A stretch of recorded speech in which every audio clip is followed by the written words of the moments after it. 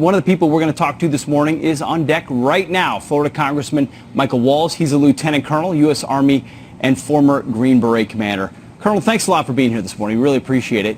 You can speak to many angles of this. Yeah, my pleasure. But first, we want you to weigh in on the $2 trillion relief bill that was passed and signed. Some criticism about some of the spending that's in there, but ultimately speak to what this will do for Americans and loans to businesses. Well, as a fiscal conservative, $2.2 trillion of what is essentially our grandchildren's money was a tough pill to swallow. It was tough, but it was the right thing to do. I can tell you the businesses in Florida, particularly in hospitality, in tourism, the bottom is falling out. They need this lifeline. So this will provide the individual tax rebate checks, $1,200 per person, $500 per child, direct deposit, hoping to get those out by April 6th. But what I liked and why I ended up voting for it was what it's doing for small businesses. I also built a business from scratch. I understand payroll and carrying costs and credit facilities. And what it's going to do is any business, we're hoping by the end of next week, can go to a bank and receive 2.5 times their current payroll as a grant, so long as they keep those individuals on their payroll. We want to keep everyone employed and on business rolls, not on the unemployment rolls. You can also defer your payroll taxes until next year, and it also gives you a lot of debt relief. And for those reasons, look, everything that we're doing on the public health front is causing collateral damage over on the economic front, and we have to help those folks out. Colonel, definitely a very important step. Another important step is what President Trump is doing today, which is that he's heading to Norfolk to send off the USNS Comfort Hospital ship. Talk a little bit about the next steps for the Comfort Hospital and what that's likely to look like. Well, so one of the things about this ship is it is wonderfully equipped. I mean, these ships do humanitarian missions all over the world, or they can supplement in a combat zone in terms of mass casualties. So one of the things they can do, though, is they can pull some of the burden off corona cases while they handle kind of everything else. One of the things about them is it is kind of tight quarters, and while they will try to quarantine some people for some corona cases, my understanding from on the Armed Services Committee is that's the intent. They'll pull the regular cases off and pull that burden while the corona cases are on the front line. And can I just tell you, I talked to a family member who's a physician in Manhattan, and she is going into combat every day when she goes into that emergency room.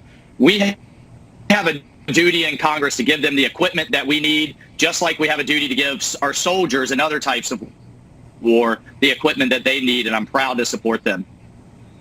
Absolutely. Congressman, we had the acting Secretary of the Navy, to your point, Thomas Modly, on the program earlier. He kind of reinforced what you're talking about. Here's what he had to say.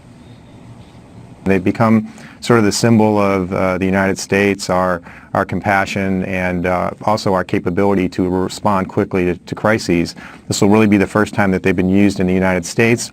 I think what I hope will happen out of this is that they'll get a sense of comfort, particularly in these areas that are sensing the crisis, like New York and Los Angeles, that they'll see these ships and they'll get a sense of comfort that the nation is very prepared and able to respond in crises like this, and hopefully it will calm some nerves. Yeah, no, big symbol, powerful symbol, Congressman, as you know, with these ships. Jed, you referenced that. I also want to get your take on President Trump activating certain members of the reserves to battle the coronavirus pandemic, potentially the individual ready reserve. The National Guard and Reserve are one thing. They're notifying the individual ready reserve. Talk to us about what that is. What does that mean?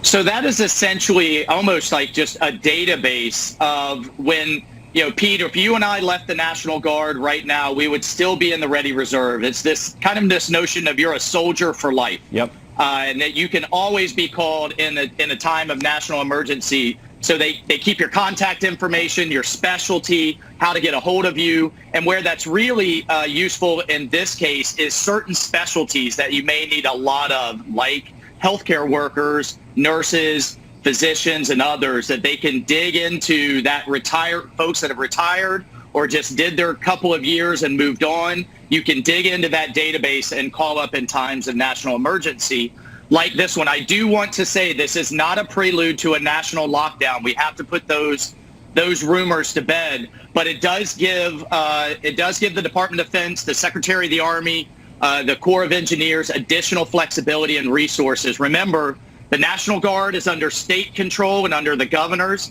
The reserve and active duty is under federal control. What they can do in certain places is put what they call a dual status commander that can command both of those, all under one umbrella, and that's what I suspect we'll see. Colonel, that's an important distinction you made between saying, this is different, this is not a national lockdown. But let's take a listen to President Trump on calling up the Armed Forces Reserves and what he had to say. This will allow us to mobilize medical, disaster, and emergency response personnel to help wage our battle against the virus by activating thousands of experienced service members, including retirees. We have a lot of people, retirees, great military people. They're coming back in, who have offered to support the nation in this extraordinary time of need. Colonel, the president reinforcing exactly what you talked about and readying the nation for that. I want to ask you a quick question before we go, though, because there are a rising number of cases in the neighboring states to Florida. Are you concerned Florida may be the next coronavirus hotspot?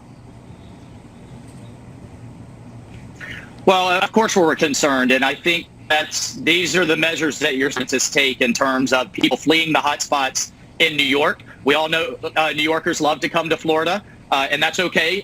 They're normally welcome, but right now we'd ask everyone to stay, and then also Louisiana. So what you're going to see is I think you're going to see state troopers and then some of these National Guardsmen and reservists trying to kind of keep things contained while we break the spread, and then while we also deal with the economic fallout. And you're going to see everybody working in tandem to make that happen. We have to abide guidelines. You got it. Colonel and Congressman Michael Waltz, thank you very much for your time this morning. We appreciate it. Thanks, Congressman. All right. Thank you. All right. Thank you. Let's stay strong. Let's roll, America. Amen. Amen.